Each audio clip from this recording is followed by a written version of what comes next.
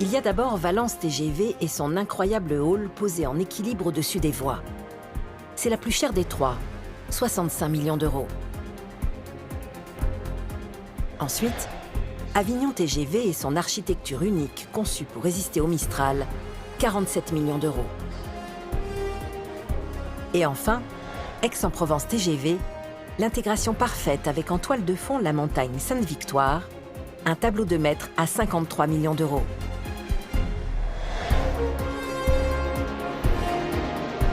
Avec le TGV Méditerranée, les gares du futur sortent de terre.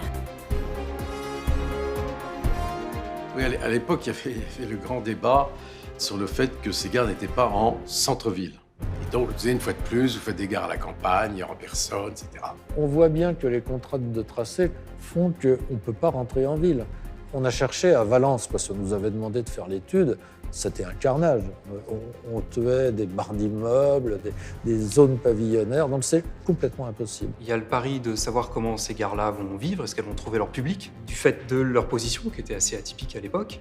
Est-ce que véritablement la gare aura du succès ? Un pari très risqué pour ces gares du XXIe siècle. D'autant plus qu'elles doivent s'insérer parfaitement dans les décors exceptionnels qui les entourent. La première a le massif du Vercors en toile de fond. Alors il a fallu imaginer un bâtiment capable de brasser près de 3 millions de voyageurs chaque année, tout en respectant ce paysage grandiose.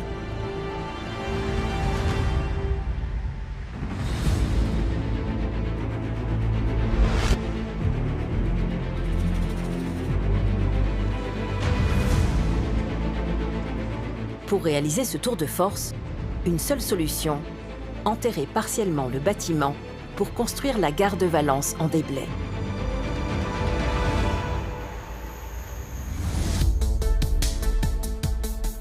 Les voies grande vitesse de la gare de Valence sont donc creusées en tranchées dans le sol, sous le hall principal de la gare. Un sillon de près de 8 mètres de profondeur qui permet de loger 5 voies au total. 3 d'entre elles sont dites à quai et peuvent accueillir les rames qui s'arrêtent à Valence.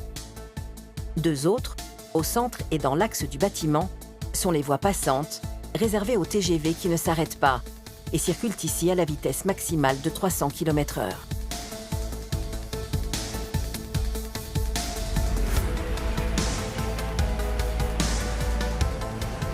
Quand un TGV passe sans s'arrêter sous la gare de Valence, il y a une espèce d'onde de choc, une espèce de force tellurique qui passe en dessous et qui fait vibrer la gare.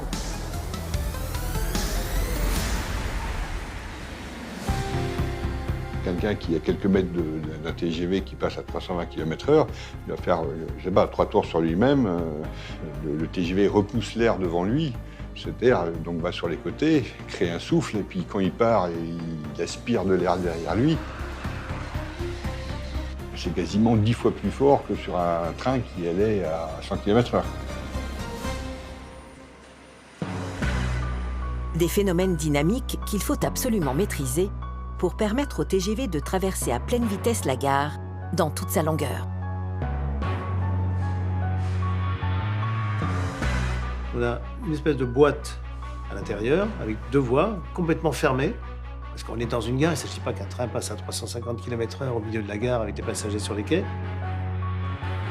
Une boîte délimitée par 2 murs monumentaux qui concentrent à eux seuls toute la difficulté technique de la conception de cette gare.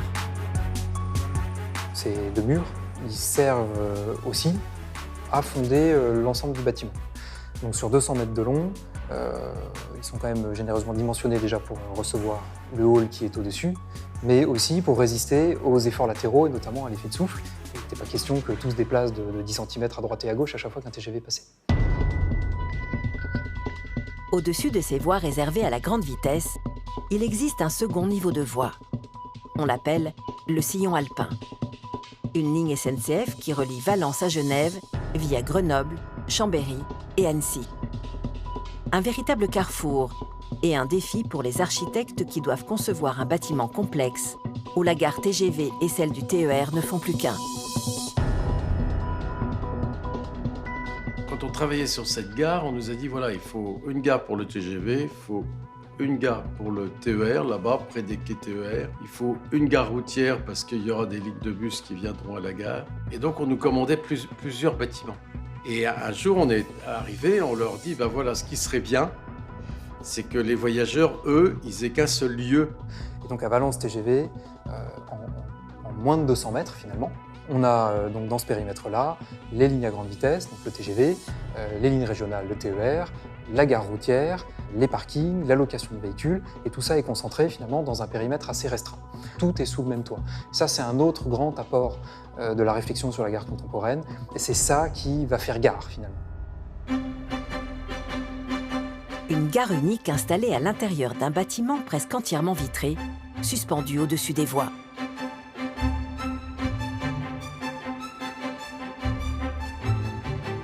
Un vaisseau de verre transparent qui doit aussi faciliter le déplacement des quelques 3 millions de voyageurs annuels et de leurs lourdes valises à roulettes dans ce hall monumental.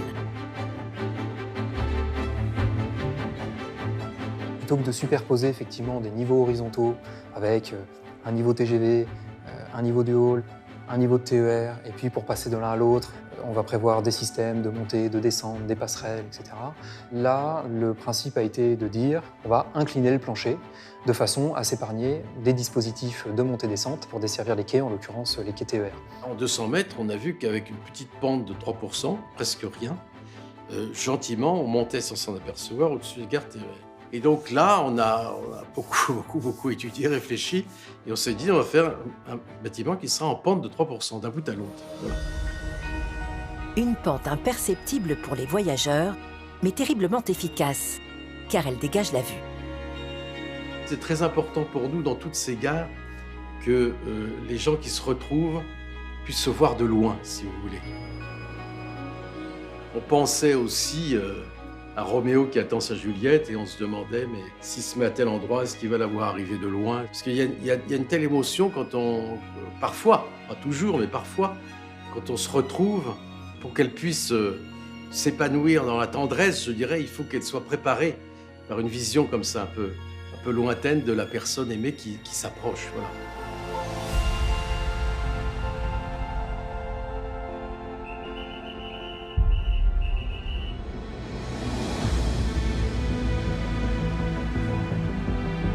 Les concepteurs de ces nouvelles gares du TGV Méditerranée avaient vu juste.